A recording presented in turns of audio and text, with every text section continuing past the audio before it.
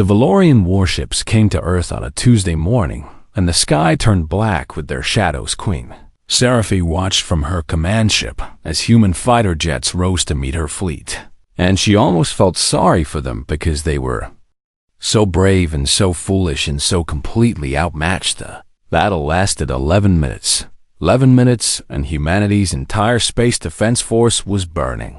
Wreckage falling through the atmosphere like dying stars. She had conquered worlds before, but never one that fell so quickly, and she found herself wondering if these creatures were even worth keeping alive. The Galactic Concord said yes, because the Concord had rules about these things, and one of those rules demanded a political marriage. Whenever a new species was absorbed into the Empire, Zerafix found the tradition ridiculous, but she was still young on her throne, and she could not afford to anger the other great powers. So she agreed to take a human mate. They sent her a list of candidates, and she scrolled through it with her violet eyes narrowed in disgust. Generals with medals on their chests, and politicians with fake smiles, and scientists who looked like they might faint if she spoke too loudly. Then she found Marcus Cole. He was a history professor from a university in a place called Chicago, and his file said he had volunteered for this. And that confused her because no one volunteered to marry a conqueror. She chose him because his confusion interested her. He arrived at her palace on Valoria Prime 3 weeks later carrying 2 suitcases, and he looked around at the crystal spires and floating gardens with the expression of a child seeing snow for the first time. "Your Majesty," he said, and he bowed, and his bow was clumsy, but somehow sincere. She studied him with all 4 of her eyes, and she saw nothing impressive. He was average height for a human, with brown hair going gray at the temples and eyes the color of Earth's oceans, and he smiled at her like she had not just destroyed everything he knew. "You do not seem afraid," she said. "I am terrified," he admitted, and his smile did not waver. "But fear has never stopped me from appreciating beauty, and your world is very beautiful." She did not know what to do with this answer, so she had her guards show him to his chambers. And she forgot about him for 3 days. When she remembered him again, she found him in her archives, surrounded by books and scrolls and holographic displays, and he was reading about the history of her empire with such focus that he did not notice her standing in the doorway. "What are you doing?" she demanded. He looked up, and he smiled that same gentle smile, and he said, "Learning." "Learning what?" "Everything," he said. "I want to understand your people, because understanding is the beginning of everything good." She did not understand him, and that bothered her more than she wanted to admit. The weeks turned into months, and Marcus Cole became a fixture of the palace. Her court did not know what to make of him, because he was not angry, and he was not scheming, and he was not trying to gain power or influence. He just read books and walked in the gardens and learned to speak Valorian so well that sometimes she forgot he was human. Her generals called him the pet, and they laughed when he passed them in the halls, and Marcus just nodded politely and kept walking. Her sister Vexera was crueler, because Vexera was always cruel, and she suggested that Marcus might make good sport for the hunting festival. And Marcus heard this, and he simply smiled and said he had never been very athletic. Sarafsi watched all of this, and she felt something strained growing in her chest. It was not attraction, and it was not respect, but it was not disgust either. It was curiosity. She began to seek him out in the evenings, when her duties were done, and she would find him on his favorite balcony watching the 3 moons rise over the capital. "Why do you come here?" she asked him one night. "Because the view reminds me of home," he said. "Not the moons, obviously, because Earth only has one, but the feeling of standing somewhere high and watching the world settle into darkness and knowing that tomorrow will come whether you are ready for it or not. You miss your planet, of course," he said, and there was no anger in his voice, just a quiet sadness that surprised her. "I miss my students and my books, and the way the leaves changed color in autumn, and the sound of rain on a tin roof." "Then why did you volunteer for this?" He was quiet for a long moment, and she thought maybe he would not answer. because someone had to," he finally said. "And I thought maybe if I was here, then I could help somehow or at least understand what we were dealing with. You wanted to spy on us." "No," he said, and he turned to face her, and his eyes were calm and honest. "I wanted to learn, and learning is not the same as spying, because a spy takes information to use as a weapon, but a student takes information to build bridges." She did not believe him, but she wanted to, and that wanting scared her. The months turned into a year. And then 2 years, and Marcus Cole remained exactly what he appeared to be. Gentle man who read too much and smiled too easily, and seemed genuinely content to exist in the shadow of an empire that had crushed his world. He never raised his voice, and he never made demands, and when visiting dignitaries insulted him to his face, he responded with such disarming courtesy that they left feeling embarrassed. Sarafsi found herself talking to him about things she had never told anyone about her father, who had been a tyrant, and her mother, who had been killed for showing weakness, and her sister, who hated her, and her generals, who respected only violence. Marcus listened to all of it, and he did not judge, and he did not offer advice unless she asked, and when she asked, his advice was usually good. "You are not what I expected," she told him one night. "What did you expect?" "Hatred," she said. "Defiance, or at least resentment, but you seem almost happy here." He considered this for a moment, and then he said something that would haunt her later. "Empires fall in their own time. Your majesty and hatred is exhausting, and I have learned that patience is often more powerful than rage." She dismissed this as philosophical nonsense from a man who had never held real power. She was wrong. She was so very wrong. 2 years had passed since Marcus Cole arrived on Valoria Prime, and in that time he had become invisible. Not literally invisible, of course, but invisible in the way that furniture becomes invisible, or the way guards stop noticing a servant who has walked the same hallway 1,000 times, was simply there, and no one thought twice about him anymore. Serafix noticed this one morning when she was walking to a council meeting, and she passed Marcus in the corridor and 3 of her elite guards did not even glance at him. These were soldiers trained to notice everything, and they walked right past her human husband like he was a potted plant. She found this interesting, and then she found it troubling. That night she asked Marcus to join her for dinner, and he came as he always did, with his gentle smile and his soft voice and his endless questions about Valorian culture. "Tell me about the Festival of Crimson Moons," he said as they ate. "It is a celebration of our empire's founding," she said. "We honor the first queen who united the warring clans, and there are parades and feasts and sometimes ritual combat." "Ritual combat," he repeated, and his eyebrows went up. "That sounds exciting. It can be bloody," she admitted. "Warriors fight to prove their worth, and sometimes they die. Do you enjoy watching it?" She paused because no one had ever asked her that question before. "No," she said finally. "I find it wasteful, but tradition demands it, and I cannot change everything at once." Marcus nodded, and she saw something flicker in his eyes, and it was gone before she could identify it. "You have changed many things already," he said. "The mining quotas on Earth are much gentler than your generals wanted, and you established schools in the occupied territories when your advisors wanted labor camps." "How do you know about the mining quotas?" "I read the public records," he said. "I told you I like to learn. Public records do not contain that level of detail." He smiled and took another bite of his food, and did not answer. She let it go, but she did not forget. The next day she began to watch him more carefully. She noticed that the human servants in the palace always seemed to know when Marcus was nearby, and they would straighten their posture or adjust their movements in small ways that most observers would. She noticed that he spent hours in the communication center sending messages to Earth, and when she asked about this, he said he was corresponding with old colleagues. About academic matters, she noticed that he knew the patrol schedules of every guard in the palace, and when she tested this by changing the schedules without announcement, he adjusted his walking routes immediately.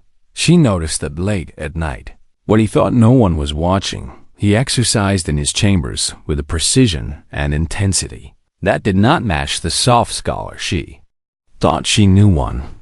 Night, she crept to his door, and she watched through a crack as he moved through a series of combat forms with fluid grace, and his body was a weapon she had never suspected, and his eyes were focused and hard. He finished, and he stood still for a moment, breathing deeply, and then he turned toward the door and smiled.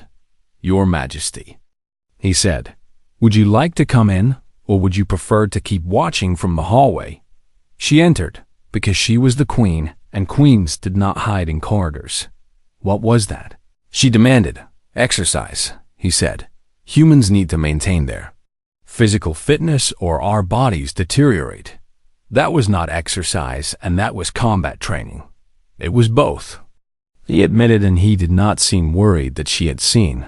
"I learned martial arts as a young man, and I find the practice calming." "You told me you were not athletic." "I told your sister I was not athletic," he corrected gently, "because your sister wanted to hunt me for sport, and I saw no reason to make myself interesting to her." She stared at him, and for the first time she saw something beneath the smile.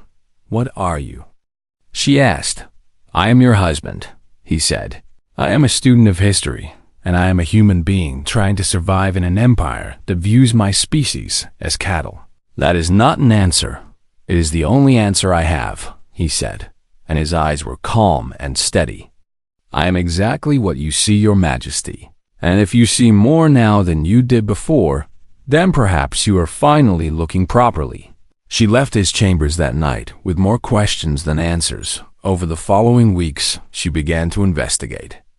Her husband in earnest, she had her intelligence services pull his file, and she read about his life on Earth and his career as a professor, and his family, who were all dead now because the bombardment had not spared universities. She learned that he had been selected for the diplomatic exchange program by Earth's provisional government, and that he had volunteered specifically for the marriage arrangement. She learned that before he was a professor, he had served in something called the United States Marine Corps, and that he had been decorated for valor in 3 separate conflicts.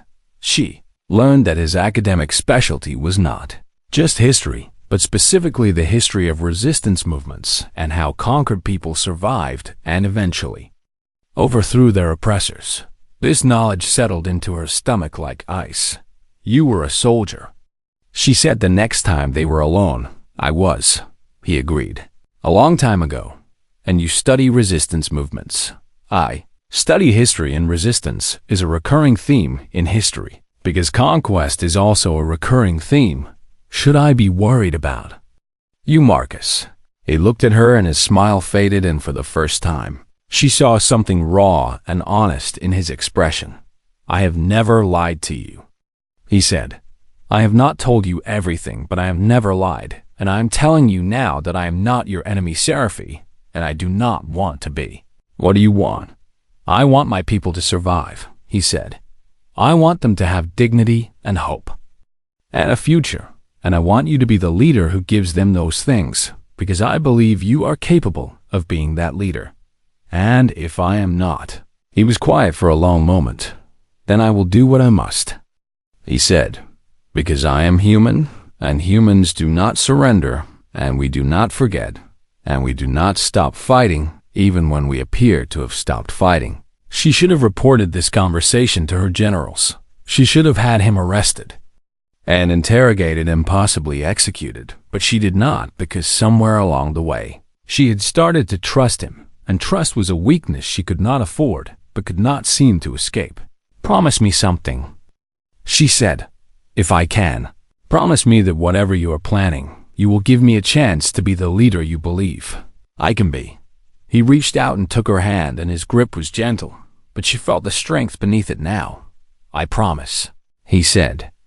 "But you should know that the time for proving yourself may come sooner than either of us expects." 3 days later, the Festival of Crimson Moons began, and everything changed. The Festival of Crimson Moons was supposed to be a celebration. The Great hall of the palace was filled with nobles and ambassadors and military commanders, and the air smelled of exotic spices and expensive wine and the music of 100 instruments. Arafsi sat on her throne wearing ceremonial armor that had belonged to 12 generations of queens before her, and she watched her guests mingle and scheme and pretend to enjoy themselves. Marcus stood beside her as protocol demanded, and he was dressed in human formal wear that looked strange among the scaled and feathered dignitaries, but he did not seem uncomfortable. "You are tense," he said quietly. "I am always tense at these events," she replied. "Too many enemies in one room. Which ones worry you tonight?" She did not answer, but her eyes drifted to General Vorthus, who stood near the wine fountain with a group of senior officers, and they were laughing too loudly and glancing at the throne too often. "Ah," Marcus said. "The general is not being subtle. He never is." Vorthus had been her father's most trusted commander, and he had never accepted that a queen could rule as well as a king, and he especially had never accepted that this queen wanted to treat conquered species with something other than brutality. She had heard the rumors, of course, whispers of discontent among the military and complaints that Earth was being coddled, and demands that the human territories be squeezed harder for resources. She had ignored the whispers because she was the queen, and she believed her position was secure. She was wrong. The attack came at midnight, when the moons aligned in their crimson configuration and the lights in the great hall dimmed for the traditional moment of silence. Plasma fire erupted from 3 directions at once, and her personal guards fell before they could draw their weapons, and suddenly there were soldiers everywhere wearing the black armor of the Imperial Strike for Sesrafix. Reached for her ceremonial blade, but hands grabbed her from behind, and she was forced to her knees, and chains were locked around her wrists before she could react. "What is the meaning of this?"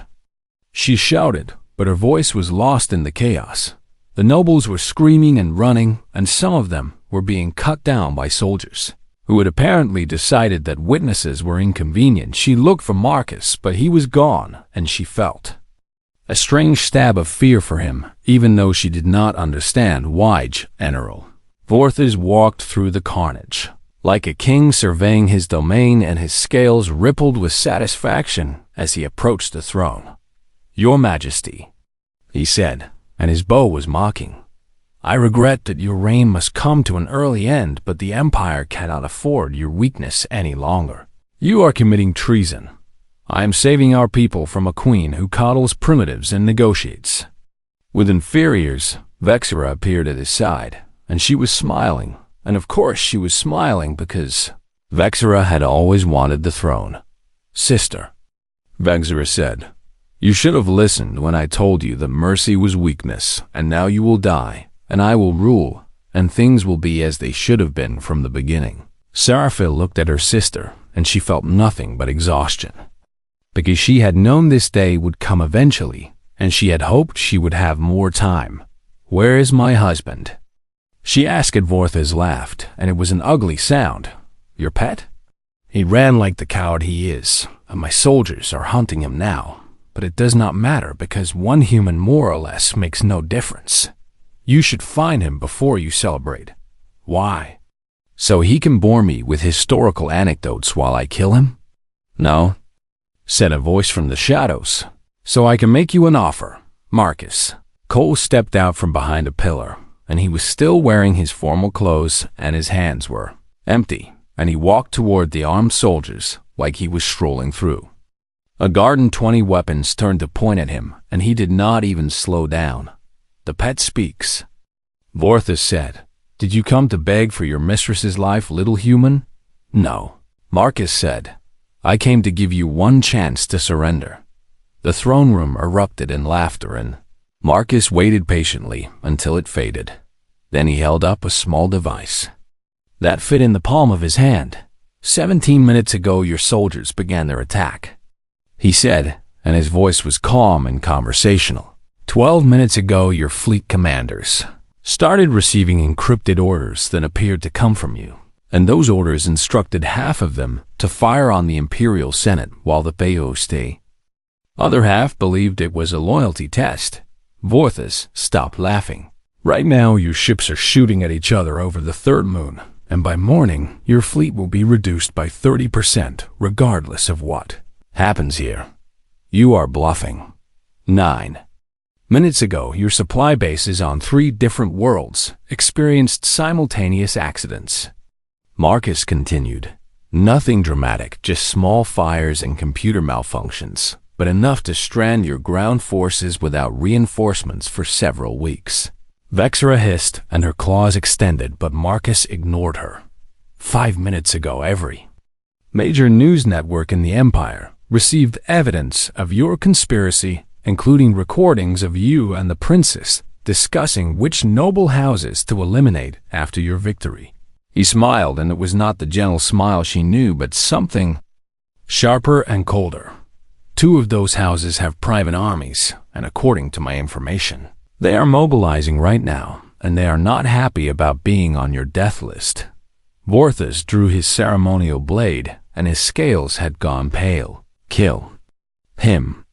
He commanded his soldiers raise their weapons, but before they could fire, the servants moved. They came from everywhere at once, and they were human, and they had been invisible for years.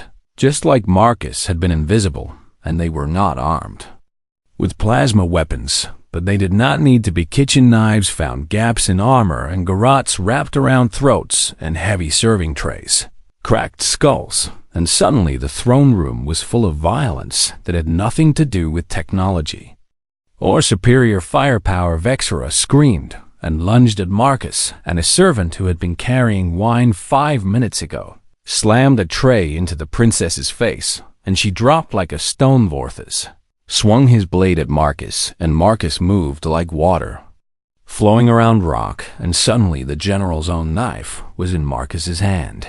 And then it was in the general's throat, buried in the soft gap between his armored scales. Vorthas fell, and Marcus watched him die with those calm ocean eyes. Then he turned to the remaining soldiers. You can fight, he said, or you can live, and I suggest you choose quickly, because my people have been patient for a very long time, and that patience is running out. The soldiers looked at their dead commander, and they looked at the human servants who were covered in blood and holding improvised weapons, and they made the smart choice.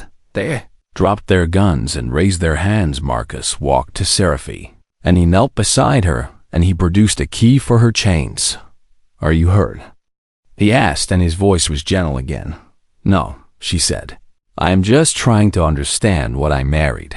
He unlocked her chains and helped her to her feet, and all around them humans were securing prisoners and treating wounded and moving with the efficiency of soldiers rather than servants. You planned this, she said. I planned for many possibilities, he admitted. This was one of them. How long? Since before I arrived on your world, he said. We knew the conquest was coming, and we knew we could not win a direct fight, so we planned for something else. You let us think we had won. We let you conquer our planet, he said. But we never let you conquer our people, and there is a very important difference. She looked at the bodies on the floor, and she looked at the humans who had killed them, and she looked at the man she had thought was harmless. What happens now? She asked. That depends on you, Marcus said. Your empire is in chaos, and you have about 12 hours before the great houses make their moves, and I can help you survive this, but only if you want me to. Why would you help me after everything we did to your people? He was quiet for a moment, and when he spoke his voice was soft. Because you are not your empire, Seraphi, and you have spent 3 years trying to be better, and I have watched you struggle against everything your culture taught. You and I believe you can become the leader humanity needs you to be, and if you are wrong about me, then I will be wrong, he said. But I would rather be wrong about trusting you than right about destroying you. She looked into his eyes, and she saw the killer and the scholar and the gentle husband all at once. Help me, she said. He took her hand and he smiled. I thought you would never ask.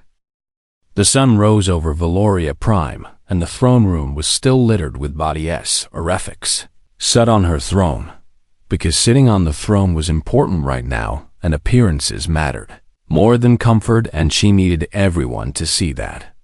She was still the queen. Marcus stood beside her, directing the human servants, who were no longer pretending to be servants, and they moved with military precision, securing prisoners and transmitting reassurances to the confused Imperial fleet. The battle over the third moon had ended 2 hours ago, and the casualties were significant but not catastrophic, and the surviving commanders were demanding explanations that Marcus was somehow providing. "How are you doing this?" Sci-Fi asked. "Doing what?" "All of it," she said, and she waved her hand at the organized chaos around them. The communications and the coordination and the way everyone seems to know exactly what to do. "Practice," Marcus said.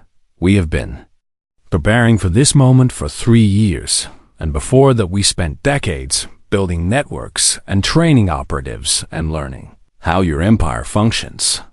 3 years, she repeated. "You have been lying to me for 3 years." He stopped what he was doing, and he turned to face her fully.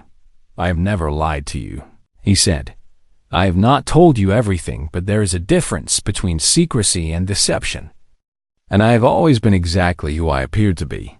You appeared to be a harmless scholar. I am a scholar," he said. "I am also other things, but the scholarship was never fake. And neither was the gentleness, and neither were the conversations we had about history and philosophy and the meaning of power. You killed a man with your bare hands last night. I killed a man who was going to execute you and enslave my species," Marcus said, and his voice was calm, but there was steel beneath it. "I would do it again, and I will do it again if necessary. But that does not mean I enjoyed it, and it does not mean I have been pretending to be someone I am not." She did not know how to reconcile the man standing before her with the man she had known. "The marriage," she said. "Was that part of your plan?" "Yes." The word hit her harder than she expected. "So everything between us was calculated." "The mission was calculated," Marcus said, and he moved closer and his voice softened. "The assignment was calculated. And the infiltration was calculated. But the rest of it just happened, and I did not expect it, and I'm not sure. I wanted it, but it is real." "What is real?" "The conversations on the balcony, and the walks in the gardens, and the way you laugh when I mispronounce your words, and the way you listen when I talk about Earth." He reached out and took her hand, and his grip was gentle. "I was sent here to be a spy, and a saboteur, and a contingency plan," he said. "But somewhere along the way I became your husband, and I do not know how to be both things at once, but I am trying." She looked at their joined hands, and she thought about all the small moments that had accumulated over 3 years. The way he brought her tea when she worked late, and the way he remembered details about her childhood that she had mentioned only once, and the way he always asked permission before entering her chambers. "You could have used the chaos to escape," she said. "You could have rallied your people and launched a real rebellion." "Yes. Why did you not?" "Because I made you a promise," he said. "I told you I would give you a chance to be the leader I believe you can be, and I do not break my promises. Even to the queen of an empire that conquered your world. Especially to her," Marcus said, "because the queen of that empire has spent 3 years fighting against her own culture and trying to be better than her father and better than her generals. And I have watched that fight, and I believe she can win it." Sci-Fi felt something crack inside her chest, and she was not sure if it was her heart or her pride, or some wall she had built to protect herself from exactly this kind of vulnerability. "I do not know if I can trust you," she said. "I know. I do not know if anything you have told me is true. I know that too. How am I supposed to rule an empire when I cannot even trust my own husband?" Marcus was quiet for a moment, and then he said something that surprised her. "You are not supposed to trust me," he said. "You are supposed to verify, and you are supposed to question, and you are supposed to watch me carefully and make your own judgments based on my actions rather than my words." "That sounds exhausting." "It is," he admitted, "but it is also how trust is built, and real trust is not given, it is earned. And I have not earned yours yet. You saved my life last night. I saved my people last night. He corrected gently. Saving you was part of that plan because I believe you are our best chance for a peaceful future. But I will not pretend it was purely selfless. She appreciated the honesty even though it hurt. What do you want? She asked. Not for your people, and not for the resistance, but for yourself personally, what do you want? He considered the question for a long time. I want to stop pretending, he said finally. I want to stop being the harmless pet and the smiling scholar, and the invisible servant, and I want to be seen for what I am. And what are you? I'm a soldier, and a spy, and a teacher, and a husband. He said, I am a man who is killed, and a man who would rather read books, and I am a human who loves it. The Lorien Queen, even though that love complicates everything I was sent here to do. The word love hung in the air between them. That is the first time you have said that. She said, Yes, did you mean it? I do not say things I do not mean. Marcus said, I leave things out, and I keep secrets, but I do not lie, and I would not say that word if it were not true. She pulled her hand away from his and she stood up and she walked to the window and she looked out at her capital city, which was waking up to news of the failed coup and the chaos that would follow. The great houses are mobilizing. She said, Yes. My sister will demand a trial, and her allies will demand her release. Yes. Half my generals are dead, and the other half do not know whose side to be on. Yes. And you are telling me you love me in the middle of all this. The timing is not ideal, Marcus admitted. But I have learned that there is never a perfect time to say important things, and if I wait for the chaos to end, I might be waiting forever. She almost laughed, and the sound surprised her. What do you propose? She asked. A partnership. He said, Not the political marriage we had before, but a real partnership where I stop pretending, and you stop wondering, and we work together to build something better than either of us could build alone. You want to reform my empire. I want to save my people. Marcus said, and I believe the best way to do that is to help you become the ruler you are capable of being, rather than to tear down everything and start from ashes. And if I fail, then my people will do what they have always done, he said. They will adapt and survive and find another way, but I would rather not lose you in the process. She turned back to face him, and she saw the exhaustion in his eyes and the blood still on his clothes, and the weight of everything he had been carrying for 3 years. I do not forgive you, she said. I would not ask you to, but I am willing to try. He smiled, and it was the gentle smile she remembered, but now she could see everything that lived behind it.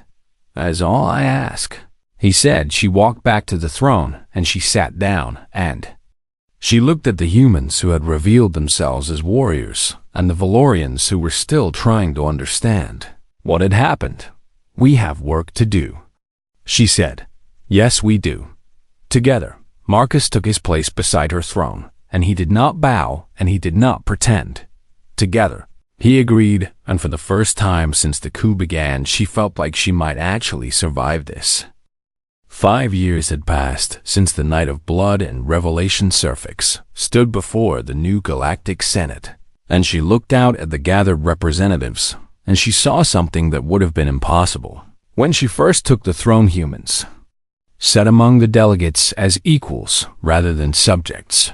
Flag hung beside the banners of 100 other worlds, and human voices spoke in debates about trade and territory and the future of the galaxy.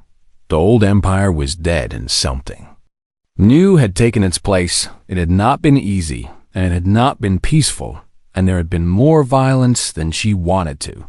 Remember, 3 of the great houses had rebelled in the first year, and Marcus had coordinated a response that was surgical and devastating and efficient in ways that still made her uncomfortable. Vexor had escaped from prison twice, and the second time she had nearly succeeded in assassinating Seraphi, but Marcus had been there, and Vexor was not a problem anymore. Military had splintered into factions, and some of those factions had tried to restore the old ways, and each time They had discovered that the human resistance network was larger and more capable than anyone had imagined. Eventually, the violence had faded and the reforms had taken hold, and the Valorian Empire had become the Valorian Confederation, and conquest had been replaced by partnership. Seraph still did not fully understand how it had happened. She had given speeches and signed treaties and made compromises that would have horrified her father, but the real work had been done in shadows by people she would never meet, human operatives who had spent decades preparing for this moment and who had chosen hope over vengeance and partnership. "Over war, Your Majesty," the Senate speaker said. "The floor is yours." She stepped forward and she felt Marcus watching from the gallery, and she took a breath. "5 years ago, I stood in a throne room surrounded by bodies," she said. "My generals had tried to kill me, and my sister had betrayed me, and everything I thought I knew about power and loyalty and strength had been proven wrong. The chamber was silent. I survived that night because of a human," she continued, "a man I had dismissed as harmless and weak and beneath my notice, and he saved my life, not because he loved me, but because he believed I could become something better than what I was." She paused, and she looked directly at Marcus. "He was right, and he was wrong. I have not become better because of some innate potential," she said. "I have become better because humans taught me that strength does not require cruelty, and that patience can defeat armies, and that the species you dismiss as inferior might be the only reason you survived to see the dawn." A murmur ran through the Senate. The old empire believed that conquest was the natural order. She said that the strong take from the weak, and that this is how civilizations grow, but I have learned a different lesson. I have learned that empires built on subjugation always fall because the people they subjugate never truly surrender. And they never forget, and they wait. Humans waited for 3 years in my own palace, she said. They served my meals and cleaned my floors and walked past my guards, and they waited until the moment was right, and then they struck. And they did not strike to destroy, but to transform. That is the lesson I want this Senate to remember. We are not an empire anymore, she said. We are a confederation of equals, and we will face challenges, and we will have conflicts, but we will never again assume that any species is beneath our respect or beyond our fear. Because they are watching, she said. They are always watching, and they are always waiting. And if we give them reason to strike, they will, and we will deserve it. She stepped back from the podium, and the chamber erupted in applause and debate. And she did not stay to listen. She found Marcus on the balcony, overlooking the Senate building, and he was watching the 3 moons rise, just like he had watched them on his first night in our palace. "That was a good speech," he said. "You wrote half of it, the good half." He agreed. She stood beside him, and she looked at the city below, and she marveled at how much had changed and how much remained the same. "Do you ever regret it?" she asked. "Regret what?" "Any of it," she said. "The deception and the violence and the years of pretending to be something you were not." He was quiet for a long moment. "I regret the lives that were lost," he said. "I regret that we had to fight it all, and I regret that my people suffered for so long before we could make things better. But you do not regret the outcome." "No," he said. "I do not regret the outcome." She reached over and took his hand, and he laced his fingers through hers. "What happens now?" she asked. "Now we do the hard part," Marcus said. "Now we build something that lasts longer than either of us, and we hope that the people who come after us are wiser than we were." "That does not sound like you." "What do you mean?" "You are usually more optimistic," she said. He smiled, and it was the gentle smile she had first fallen in love with, even when she had not recognized it as love. "I am optimistic," he said. "I believe we have a chance to create something truly remarkable, and I believe the next generation will be better than ours. But I am also human," he said. "And humans know that nothing lasts forever, and that every dawn is followed by darkness, and that the best we can do is build well and hope that our foundations are strong enough to survive the storms. That is very philosophical. I am a history professor. He reminded her. Being philosophical is part of the job. She laughed, and the sound surprised her because she had not laughed easily for a long time. Marcus. Yes. Do you still love me? He turned to face her, and his eyes were the same ocean blue they had always been. More than I did 5 years ago, he said. And I loved you quite a bit then, even though I was not supposed to. You were supposed to use me. I was supposed to use everyone, he said. But love does not follow operational plans, and somewhere between the conversations and the gardens and the way you always insisted on being better than your empire, I stopped being an operative and started being a husband. Is that a complaint? It is an observation, he said, and possibly a confession. She leaned against him, and he put his arm around her, and they stood together watching the moons rise over a galaxy that had changed because one human had chosen patience over violence and trust over fear. My generals thought you were harmless, she said. I remember. My sister thought you were a fool. Also true. I thought I understood you. And now, she looked up at him, and she saw the scholar, and the soldier, and the spy, and the husband all woven together into something she could not fully comprehend even after 5 years. Now I know better, she said. Humans are never harmless, and you just let us think you are until you decide to show us what you really are. And what are we really? Survivors, she said, and adapters and builders and the most patient conquerors the galaxy has ever seen. Marcus smiled, and there was pride in that smile, and sadness and hope all mixed together. That is the nicest thing anyone has ever said about my species, he said. It was not meant as a compliment. I know, he said. That is what makes it true. They stood together as the moons climbed higher and the city lights flickered on below, and somewhere in the distance music was playing, because there was always music now, and there was always hope, because humans had taught the galaxy that the species you dismiss might be the species that saves you, and the husband you think is harmless might be the most dangerous thing you have ever loved. And that is exactly how it should be the end.